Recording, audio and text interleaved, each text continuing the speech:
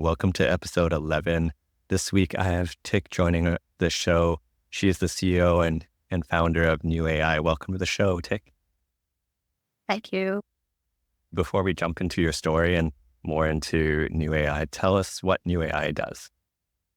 New AI now grow to NUVC. So basically what we try to build is a deal-making tools for all investors. And the first product is really just the Tinder for investors. Oh, excellent. Tell us a little bit more about you. Where did you grow up and what were your early influences? I grew up in a more like an entrepreneur like family. So I actually born in China and spent about 16 years in China.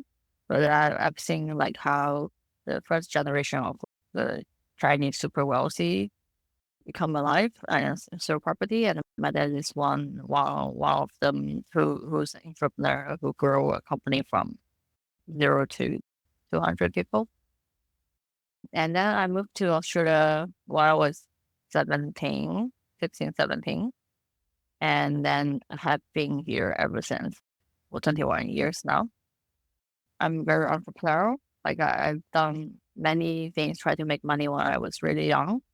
But my goal is always trying to help someone, help people, help building communities, help each other, and identifying the gaps and negotiating. Yeah, That's nice. pretty much it. Yeah. What was your first entrepreneurial experience? What was your first venture that you did early on in your life? I think the story was really, really interesting because I actually posted on my LinkedIn where I think a couple of months back. It's really just like when you're young and try to sell something. And I was the failure basically.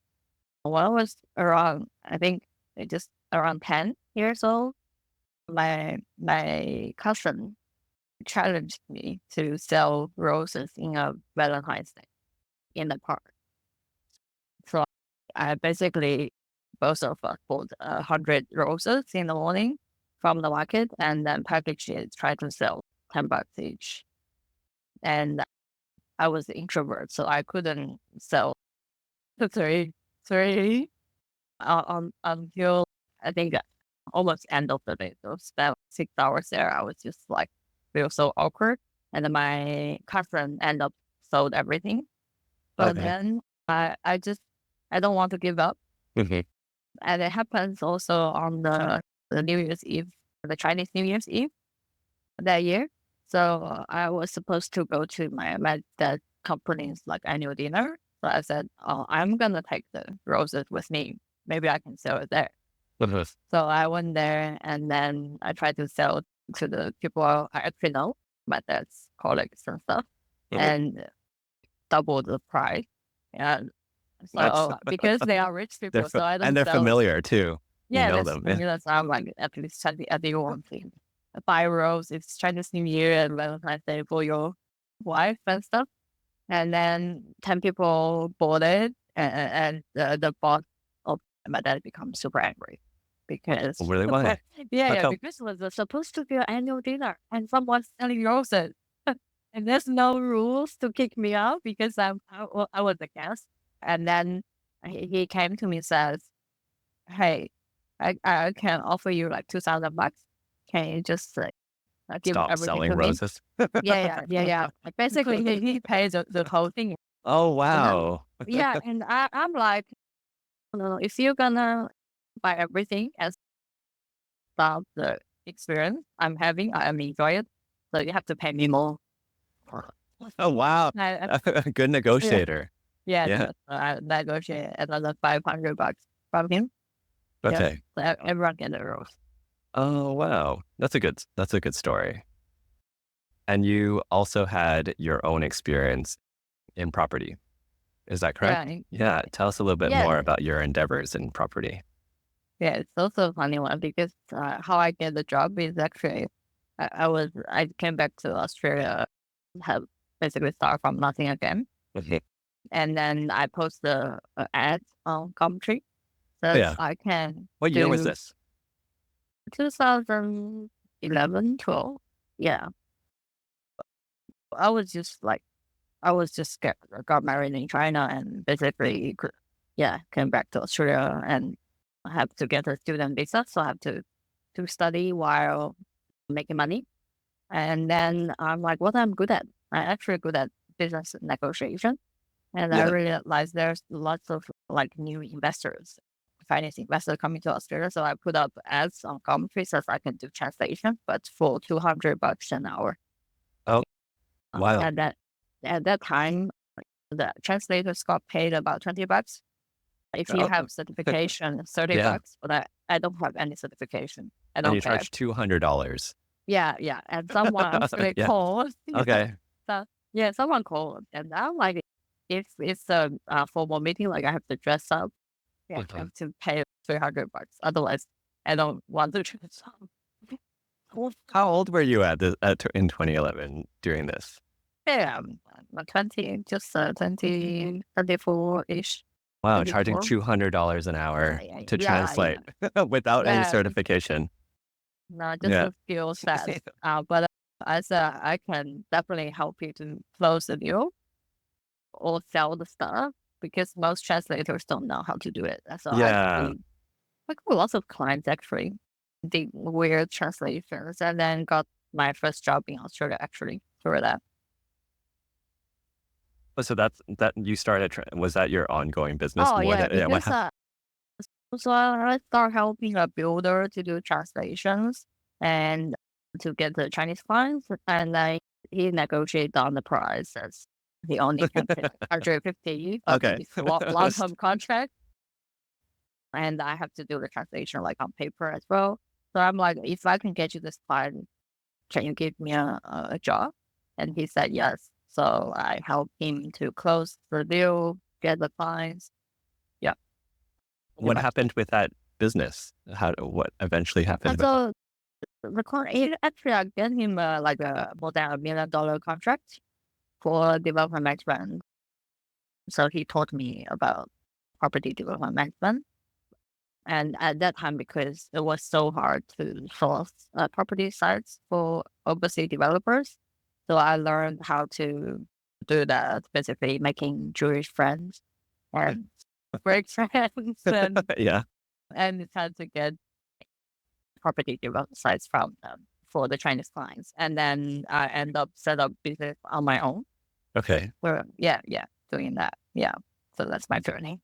And what happened with it?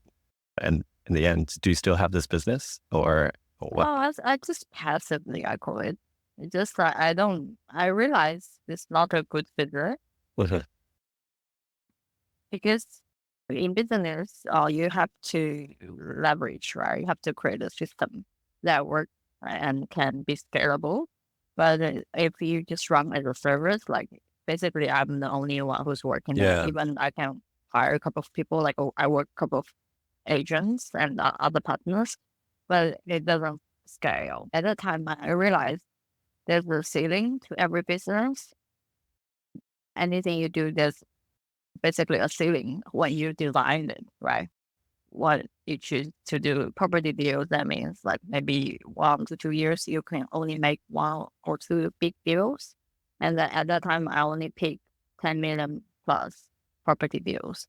So that's even more challenging. That means I have to compete with the top property agency. Yeah. So it's really just those opportunities only coming with the market is really, really good, like a buyer's market, but doesn't work the other way around. So I decided to step out in about 2017, 18, Mhm. because I just don't find enjoyable anymore. Like it's not challenging for me anymore. I just really boring. Mm, So I'm like, I need to do something more challenging. So I went into AI. Okay. Yeah. How did you enter AI at that point? How did you grow your knowledge in that space? Yeah, it was like a life changing moment. So having kids, I was breastfeeding my daughter, finished all the Netflix like Korean drama. Yes. was I said I must learn something that's useful, right? So I learned CFA at the time to help me with my investment. and then realized probably it's better to use an AI algorithm to optimize my investment portfolios.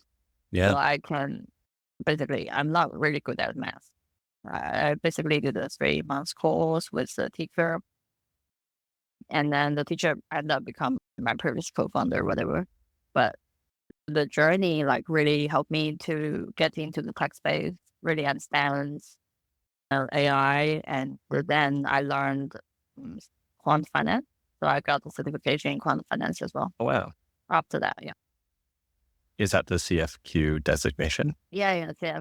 Cool. So that one is basically you learn how to build Python codes to trade Yeah. and also trade. Yeah, but also do analysis and everything else. So how did your models perform in managing your portfolio? At the beginning, like I only used it for my share trading. Mhm. Back in I think 2019 and 20. Uh, it basically in investment is really three things, right? Number one is timing. Two is stock picking, like a deal picking, and three is allocation. So the algorithm, like the proven algorithm, is really the allocation is like in the portfolio is called portfolio optimization. So you already pick 10 or 15 stocks. So it just measures the risk and returns and give you the best combination, like how much should be allocated to each stock. That's it. Oh, nice. So And it's math. Yeah. yeah, yeah, it's just math. And how did that evolve to a new AI, and how did that idea come to light? I think when I was talking to my teacher, Joanna, she was working in Apple, right, as a very successful AI engineer. So we were just being friends and chatting, and she had the problem of, at that time, I did some of my angel investment early days. So, So I said my idea is to really commercialize AI applications in the future. But back in the days, there's no chat GPT. yeah. We have to, so the only way to do that is to custom build models. Mhm. And no one really can do that cheaply. So I'm like, I actually invested in the prop tech, the fintech, the data companies. How about we custom build them for them at the minimal cost to help the startup to grow? Yeah. And then when we were just talking about computer vision, like image to image search and how to apply that. And because she's a computer vision scientist, so she's, maybe we can, like, she always couldn't find a boyfriend in Silicon Valley. Like, the Why? prettiest, What's the the problem? What's the challenge prettiest, there?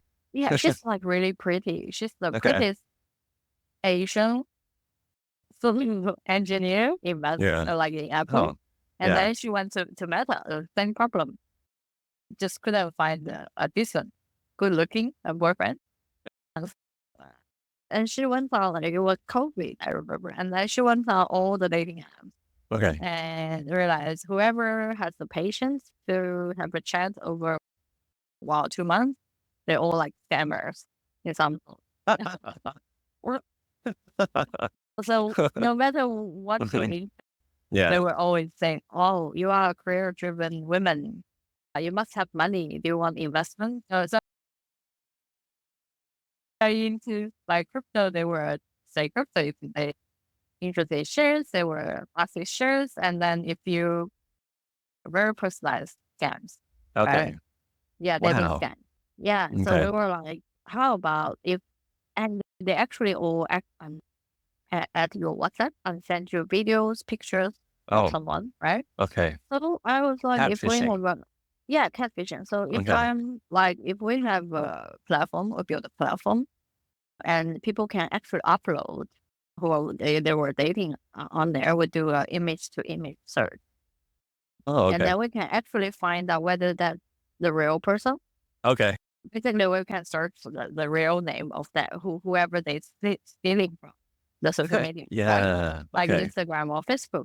And then we can Nice. actually notify the other party and Oh, then what? also helping this person to know who. they are actually dating weight, right? Yeah.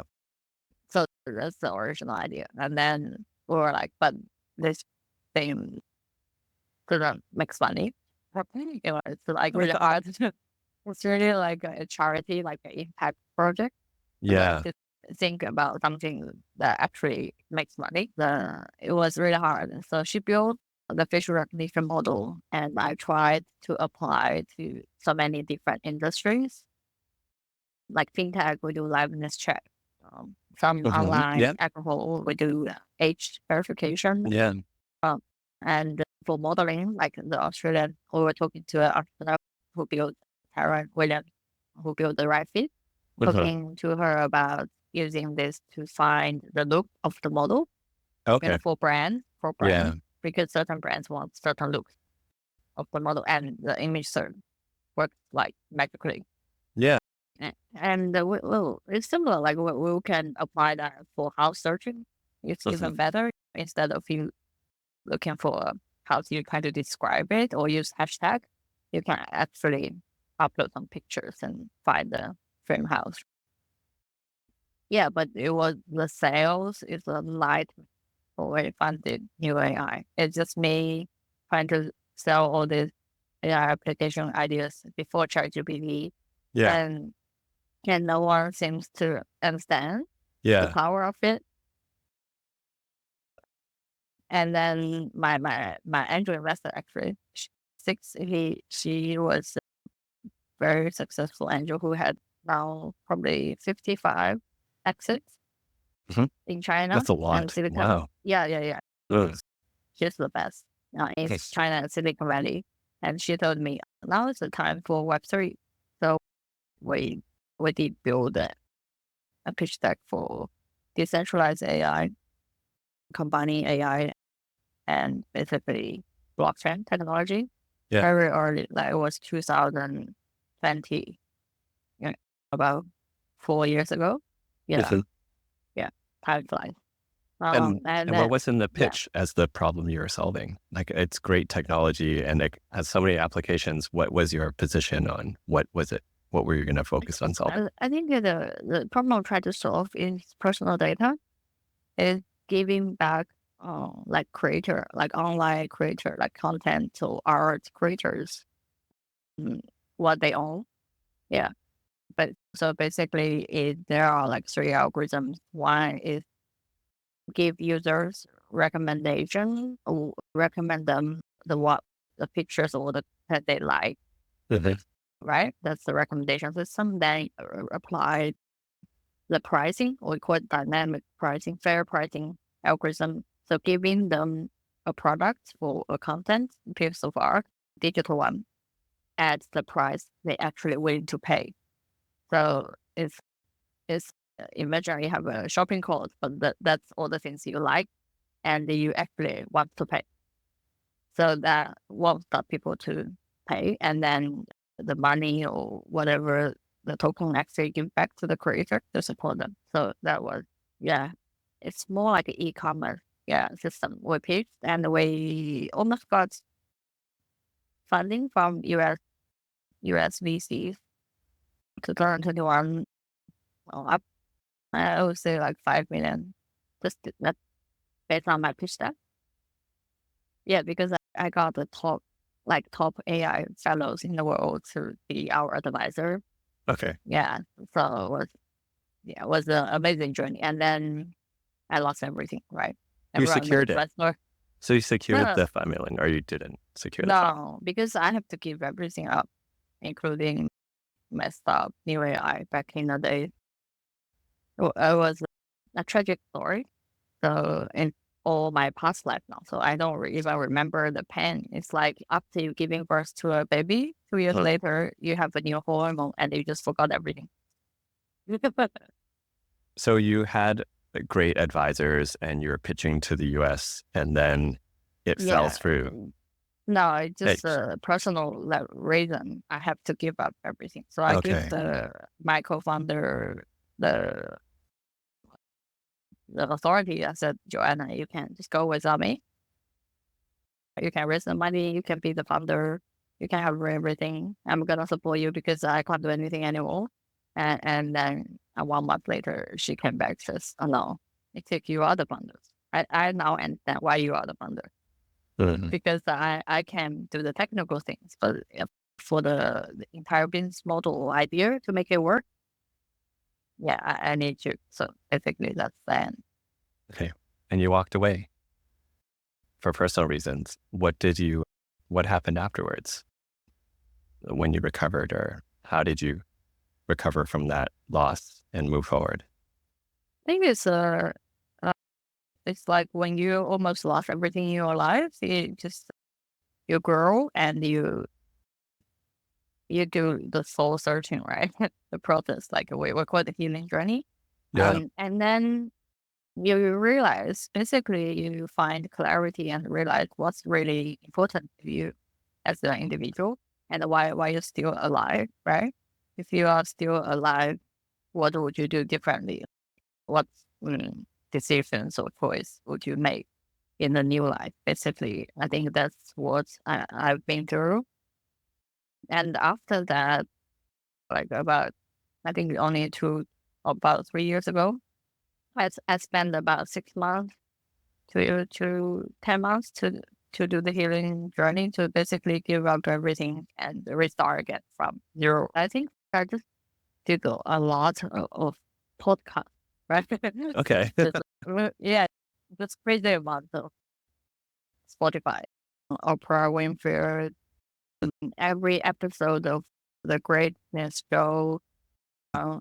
Tony Robbins, now Jay Shetty, Yeah. every episode of Some all Brene that, Brown. Yes. everything. And also read like a lot of books, like almost 100, more than 100 books. And realize, so making new friends, going out, helping people. So I help Sea Planet, the largest Asian entrepreneur community, helping them to be connected, and did the pitch night was last year. And then, yeah, reconnected with some old friends like Mitzi from the Wade Institute. He brought me to Wade to do the VC credit course, the investor course, right? I didn't Mhm. realize it was the investor course, but Mhm. I did that course. And then NUVC was born at the alumni dinner Okay. of that course. Yeah, yeah. So that's the time when I just got married again. Okay. Mm. And my wife really wants me to have a stable job, because before we got married, she didn't know what I do. Yeah. And when I told her I'm an investor, Yeah. you know, What does that and mean? Yeah. what's that mean? Like, you don't What do have you do a every day? Yeah. yeah, you don't have a full-time job. It seems so Yeah. busy, So very like we risky have. too.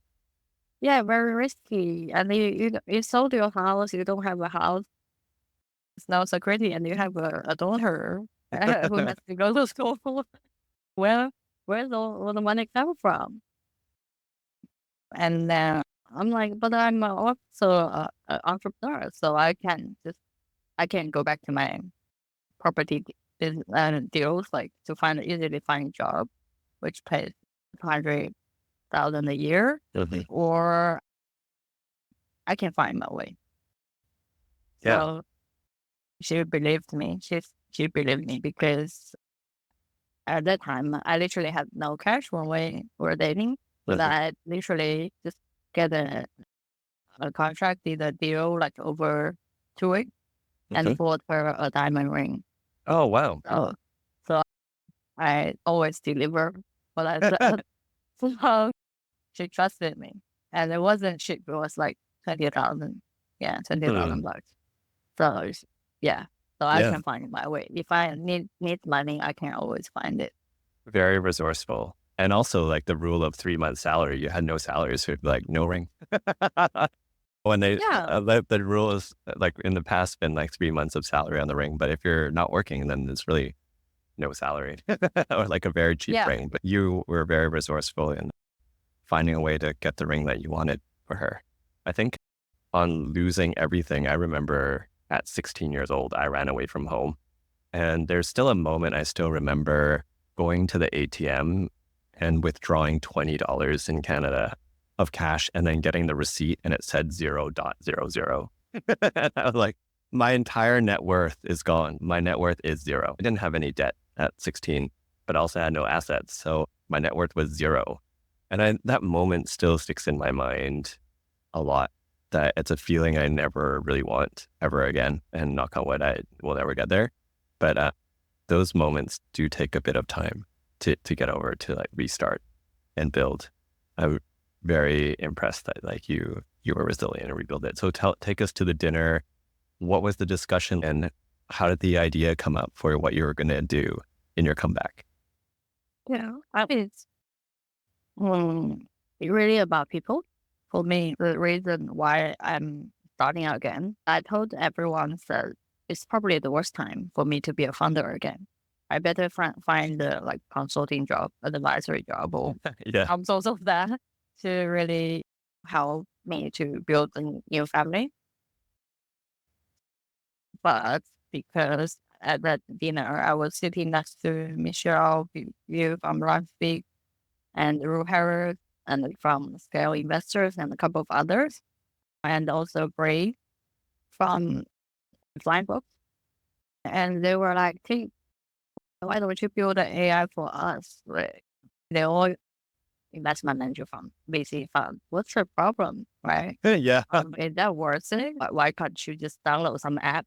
Yeah. Try something. Then they were like, no, it's actually, we're still using spreadsheet and we're still like spending. I remember Brie says she has to meet like 120 founders a month, Mhm. which is insane, right? I'm like, I can't meet that many people. I can't remember who I met, right? Yeah. How can you make an investment decisions and do everything? I know like they are smarter than me. Definitely they work harder than me, but I do believe everyone who's an investor needs to be seen as needs to be treated well. Like Mhm. when they are in their good mood, when they really performing well, it's when people are not overworked or burned out, right? Yeah. Yeah. So Consistently I is find, important. Yeah. yeah. And I just find their job is terrible. Yeah. Yeah. I just have empathy for them because at the beginning I was admired by them. I want to become one of you. I want to become a VC investor one day, Yeah. like It a sounds professional VC. fancy on the outside for sure. Like Yeah, and venture then when I find, capitalist. yeah, and it's such a cool name. As an Yeah. entrepreneur, you Mhm. always want to see it on the other side of the table. Yeah, and then I'm like, oh, maybe it's a really shit job. It's actually what you are like, early in your career, like you have to start like junior position. So every day your job is basically looking at pitch deck, which is Screening. boring. Yeah, screening like pitch deck. It's a lot of So screening. a lot. A majority of them are like ones you wouldn't want to meet. So it's similar to dating where like you're sifting through a lot where you're like, this is not a good idea, or it's too early, or it's the wrong mandate. So you're flipping no more often than you're flipping yes too. That's my experience when looking at like pitch decks. Is that your view too? Yeah, I think for me it's the same. Even I don't receive that many pitch decks, but when I experience StarMid's selection process, right? I At the beginning I tried myself like manually to look at Yeah. like at all the application, and Ugh, after 15 hours, like so no, tired. so hard, so boring. So boring. Oh, Yeah. so angry because the quality was so bad, I wasted my time. Yeah. And then I just called my engineer says, come on, grab all the data Yeah. and then plug into our backend. Yeah. So after 4 hours, they gave me the full report, 600 applicants with, Oh, wow. You screened and then, 600 in 4 hours. yeah, Oh, with, amazing. and adding the time of actually processing from the Airtable. Okay. I try to get the applicants and transcribe everything, transcribe Hmm. all the, videos into text. Oh, So wow. so basically after the dinner, what I build is NUVC, we call it. Mhm. New means note. no bullshit, naked, stable power AI. Yeah. Yeah. So the idea is really to give me the 5 good founders to meet this week, right? That's it. Yeah. And they really spend time building the relationship with good founders. Yeah. And it Uh, takes some of the personal bias out of screening. I mean, if you're reading, I think I was reading probably not too many, like probably 5 or 10 a day when I was in Sweden for a corporate ventures firm. I feel bad for the ones at the end of my day because I had my coffee and I start with the first one, but by the end of the day, I'm like, I think my my level of criticism or scrutiny just goes up as you're being like, you're exhausted or you've seen more garbage. I think having a model at least ensures like more consistency and it's not emotional. So at least like you're screening them all as if they were like the first one as fairly as you can without seeing like having any personal or unconscious bias. There's probably still yeah. some bias, but at least it's not human there. Yeah. Yeah. And human has like emotions, right? Like, Yeah. so, and different moods. Like same. I also had when I submit my pitch deck to someone, I always wish it's not the Friday afternoon long because Yeah. Do not you know, send on Friday really, afternoon. Yeah. yeah, yeah. It's hopefully, and I know like some of the VCs they spend 4 hours every Mhm. Wednesday morning to do the pitch deck screening. So Okay. I'm like, oh, wow, that's very consistent, but that's very hard job. That's a hard job. Yeah. Yeah. Okay. So you found a problem, you solved it. How did you take this to market? So what was it like taking your product to market? What did you do? I think every step is hard, right? Mhm. From building it to find out the problem, really building it, getting all the data, especially to train the AI, making sure the AI is fair and transparent and not so biased, and making sure the users are not poisoning the AI data. Mhm. So we changed probably, I think, eight times already around the product. Mhm. So at the beginning, I was like, let's just build the MVP.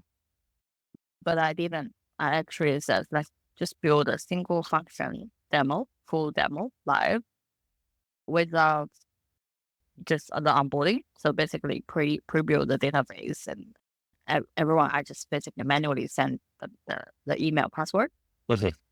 and then just let them use it so we Okay. can train the model.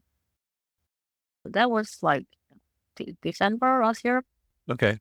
only a year ago. And Nice. we just got so many interests at the beginning. Where did you find them? Um, Did you email your network or where did post on LinkedIn or how did you find the people?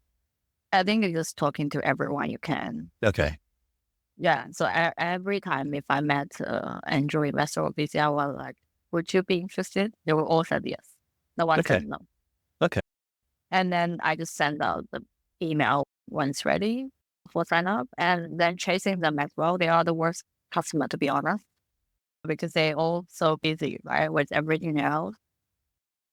It's just a lot of pressure because this year's been the toughest years for venture.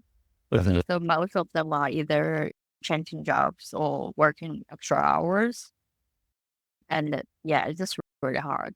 And then most of them are not investing as well. Mhm. So make it even harder. But for me, it's actually good because I can take my time to really understand what's the problem and try to helping them as well. So I started like building new VC, getting all the feedback, and sometimes they were like VCs. They are the toughest user because they've seen great software before. They work smarter than me, and they're always picking something. But they also very helpful as well. They always give me great feedback. But to persuade them to pay is a struggle. Yeah. Yeah, but I'm like, I can't just keep building. Mhm. Either you invest or I'm not building it. Well, I don't know. I'm joking. And now I realize this thing is actually a much bigger market now. I realize that the entire VC, if we use the software, what will change is actually greater for the ecosystem.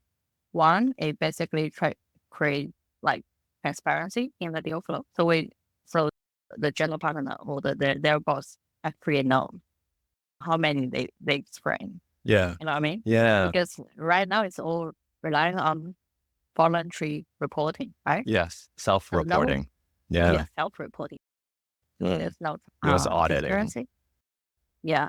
But if you're using our software, we know like how much time you're locked in, how many stream traffic, how many you actually contacted. So I think that's something good. And for angels, I realized most angels don't know how to pitch, and they Mhm. really emotional and biased.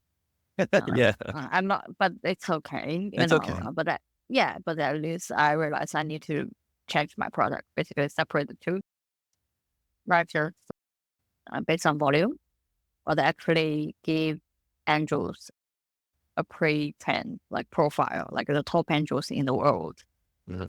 to pick from, rather than using their own method. You know what I mean? Yeah.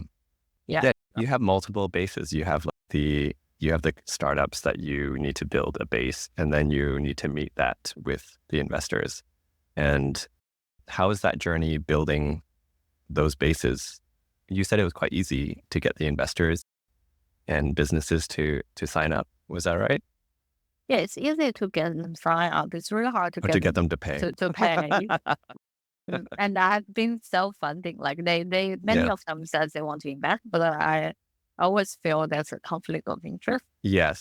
I Y- rather them pay me than invest in it. Yeah. You don't want them to Yeah, have any bias where they have preferential treatment because it's owned by any firm. Then the other firms wouldn't feel like they're getting it the same visibility or yeah. treatment. Yeah, that was one of my questions. How did you fund it? You're self-funding it. What is your commercial model now? Tell us a little bit about how your product works in pricing and your service. Yeah. So I'm just about to change the pricing model. So at Okay. the beginning, it's like similar to assess, but basically you pay 199 for angels, and then you are including like 20 bit stacks a month, and then anything go over, we will just bill you based on numbers each. And then if you have high volume, it's 499, and then including 50 big stacks, and anything goes over, you pay extra. And then now I realize probably it's not good model. Like no one like for subscription anymore. Okay. So what I will change to is really usage based pricing. So Okay. basically you pay once for setup fee, like Okay. 199 or 499 for different accounts or functions. And then you just pay as you go. Depends on how many pitch stacks or deals you bring. Yeah. How do you ensure to have enough startups in your pipeline for your angels and other investors on the platform? Yeah, I think it's called a platform, but it's not yet. Okay. So right now it's really you upload your own pitch deck for Okay. investors. We're just really building some APIs and tools to help you to automate the inbounding emails. But no one's sharing anything unless you click the share button. There's a view into your colleagues and friends because I'm big on privacy and Okay. data sharing. And I know it's the same for entrepreneurs, right? Those Mhm. founders want their stuff to be shared. I think that only for the next days when the market turns, as I said, timing is so important. Now it's the buyer's market, so investors market.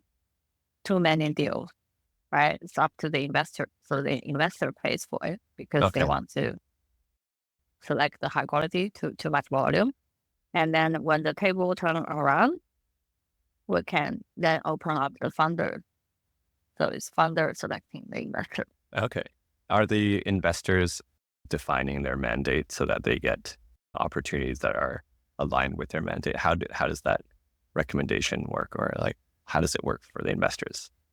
For investors, it's very simple. For Australian investor, we already pre-built about over 1,000, I think 1,017 investors profile in our database. So when we onboard them, if their company name is there, basically pretty much we know their mandate, we know their portfolio companies, who they are, what they are about, how big is the fund.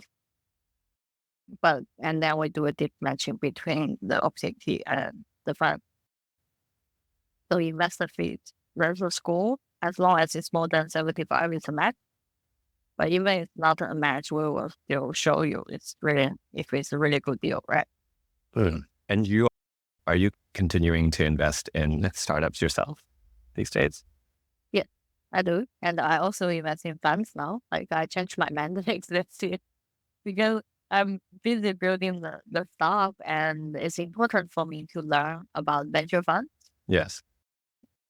and to help me to build better product for NUVC. It's better for me to invest in funds so I can learn about their whole investment process Yes, and exactly. what else, right? And then I did use the same algorithm, same product for my funds You're screening using as your own well. product. Yeah. Yeah. I'm You're using it testing every day. Yeah, I'm using it every day for fun, for private equity, for different stuff. And then I think the idea pivoted, right? Like at the beginning was I'm talking to many VCs, they were like, oh, it's not scalable.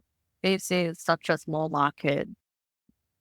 But I'm like, it's a super valuable product, right? it. Uh, I don't care if it's a VC backable venture or not stuff, as long Yeah. as I'm building something that's super useful. And then Yeah. I realized a deal is a deal, back to my background, right? Property Yeah. deal is a deal. PE deal is a deal. As long as I'm focusing on alternative investment, which requires a lot of screening, Yeah. then I'm fine. And no one's doing alternative investment screening because it was hard, right? It's very Most manual most of the time. very bad. Yeah, because it requires a lot of qualitative Yes. knowledge.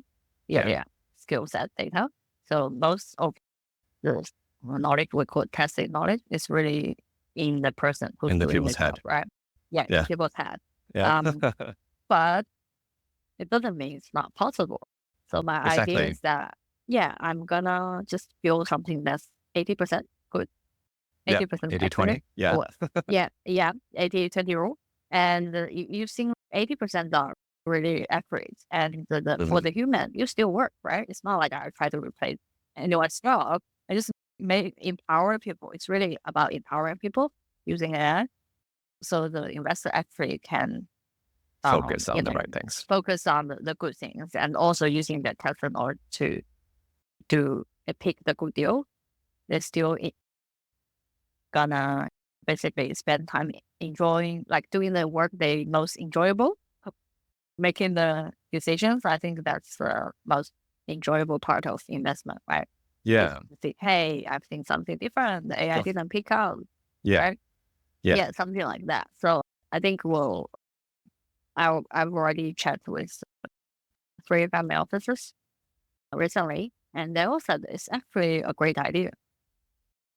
They want this product to be a long-term product where they can track everything, track every deal, see how it goes, getting big data from the internet external, and then really to see where all the deal goes. Even for venture fund, it's interesting to see the ones they invested and not invested, how they're performing. Yeah. And as an investor using your own product, what are the startups that you are looking to fund? What's your mandate? So 90% of my investment this year has been fun, but ex- the exceptions, I actually did one direct investment and become their advisor as well. So that's actually the deal. If you see on my platform, it's not super high school, but it's very different. So everyone else is doing software, SaaS or deep tech, like all the fancy Yeah. stuff. These 2 guys actually building a community. So the tech component is the lowest, but the traction is incredible. So I use my product to hit the outlier. Yeah, Nice. basically. So I pick them and I invest in them. Nice. Having reviewed so many pitch decks and startups, what do you see as one of the biggest mistakes that has come across your desk when Uh, pitching? uh, Pitching, like the biggest mistake, like for Yeah. founder. Yeah. What do founders do? Or what is a common mistake that founders do Uh, poorly? or make as a mistake? I think quality is really not understanding the customer, Yeah. just assuming, not really talking to the customer. That's one. Two is not getting a strong team Yeah. or not or not selling the stronger skill sets of the team rather than just like when you sell stuff, it's not about which school we went to. Yeah. you No. know, Or something you it's did not 20 about years ago. yeah, or Or like the years. which company you work for, Google or Yeah. or like so Canva. It's not important. Actually, Yeah. it's what did you do really Your well. accomplishments. Yeah. Yeah, Not yeah. the brand. So I think founders are not good salespeople. From founders are not good. Yeah, confidence, lack of confidence, and concreteness. Yeah, I think so. I see this is one of my biggest beefs on LinkedIn. I'm not sure if it's yours, but it's when people use as a subheading the previous employers, like their ex ABC company, and it's a whole list Mhm, of those. You could be the janitor at that company, or you could like, which is fine, and you could be in mhm, the mailroom. But I think relying solely on the brand of your previous employer rather than your accomplishments there is a big pitfall. I see like people just mention the names and they expect because you worked on a Silicon Valley company, oh, we should invest in you now because you mhm. spent X number of years in a large company. So that's the thing I, that annoys But me. that's very useful to do something else. It's Yeah. actually very useful to find a job. It's Not useful to to be do, find a some job, but to be a yeah, founder. Yeah, exactly. not to be a founder, not to be a founder. No, To be a yeah. founder. Yeah. I have seen many pitch decks where they mention the investment bank that, or the consulting firm that they worked for. And I'm like, that's great. But Yeah, that's my red flag. Just to let you know. We have a green flag and red flag system for the school, for the okay, team. okay. So that one of the red flag is actually all team members are consultants. Or investment banker. Okay, yeah, good. Yeah, Only in my startup, yeah, it's only me, so it's okay. But now, yeah. good to know. But Tell us. also, Yeah, yeah, sole fundraiser is also not good. yeah, So exactly. I think sole founders is a tough one too. Can you tell us a little bit about some green flags? At least green one. flags, complementary skill set, Yeah, of course, fail, stuff, yeah. experience. Actually, it's Resilience. a plus. Yeah. Mhm. Our entrepreneur experience is always a plus. Yeah, But big corporate experience is not a plus. Right? I So, agree. I yeah, agree. yeah.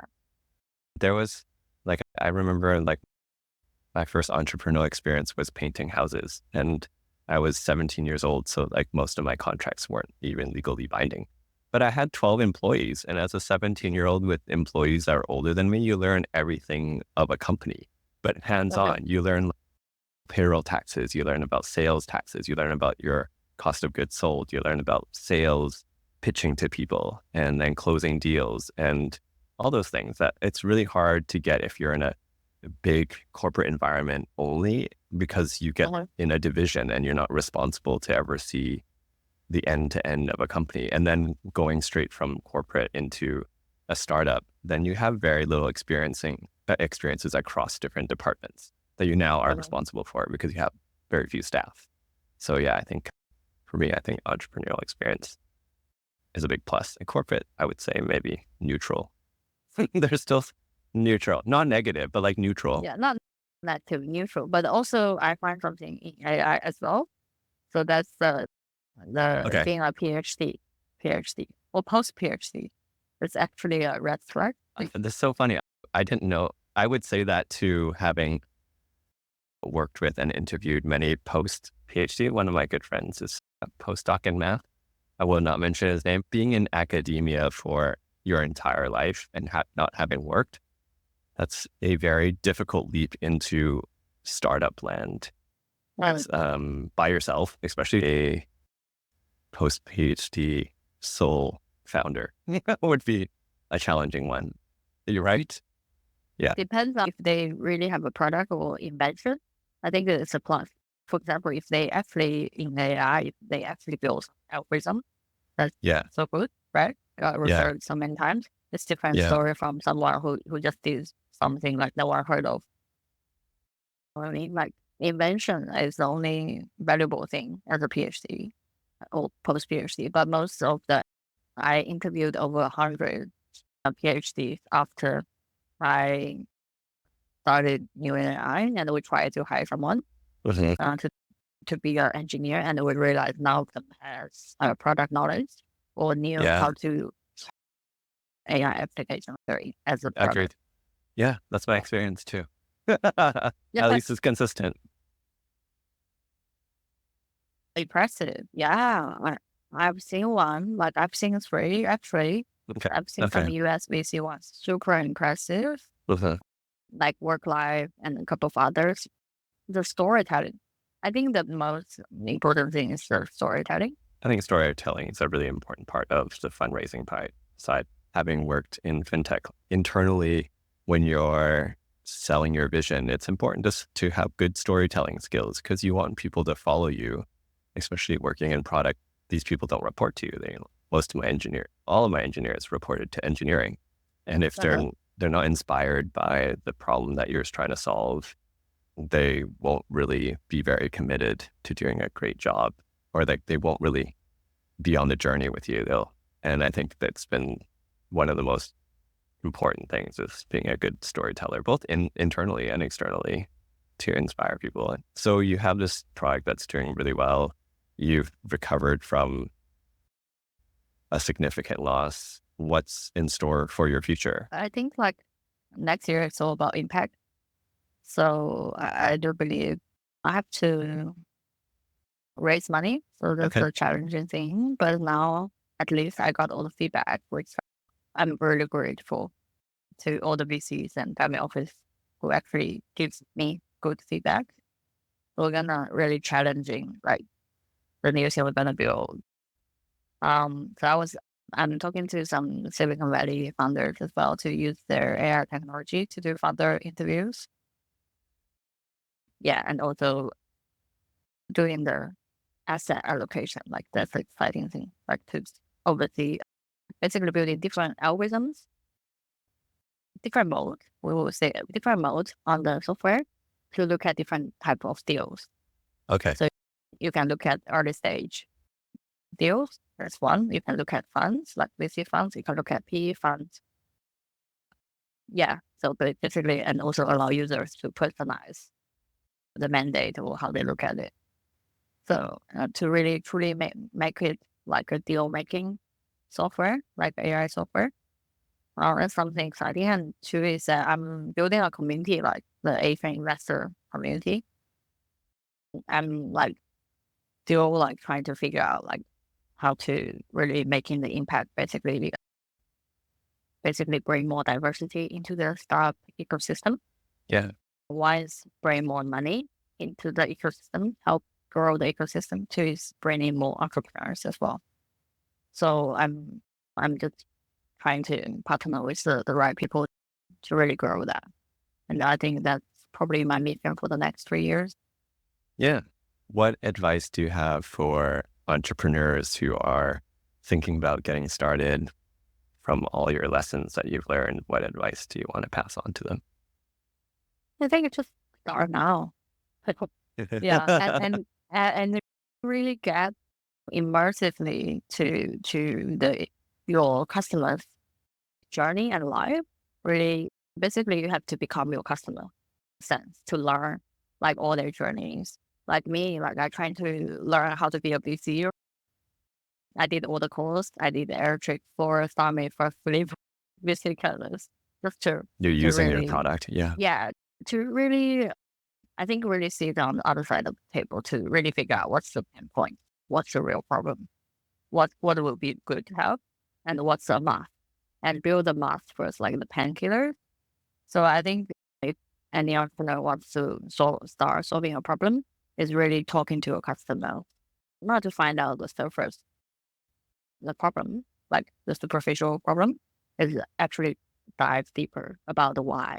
Always like Simon Sinek always says, always why. So we have to Ask it figure out five why. times. Yeah. And also ask yourself, why on earth you are the person gonna solve the problem? Why should you solve the problem? But don't be afraid. You can do it. right? I believe anyone can be the person who solved the problem, but I it see. have to be super clear. It's a hard job. Why you want to sacrifice your life or a good career for this one? Yeah. Because it has to have like some one signal. We look at screening, Mhm, pickups or entrepreneurs. It's about conviction, right? If mhm. you are not investing yourself or your time and your money into the stuff, why would I invest, right? So really having that high conviction is super, super important. That's why my recommendation is really ask yourself why and then do it. And then do it. Excellent. And don't give up. Don't give up. And don't give You, up. you can't Um, give up. and for the people who want to follow your journey or contact you, what is the best way to follow your journey and or contact you? Yeah, I think just on LinkedIn, just Okay. search tick TICK tick J is my LinkedIn. It's very easy to find me, and I'm willing to share my journey. I'm actually writing more and more content about how I basically to open up doors to people about my startup journey and my investment journey as well. Excellent. I will post it in the show notes for all our listeners. Thank you very much, Tick, for your time today. Thank you.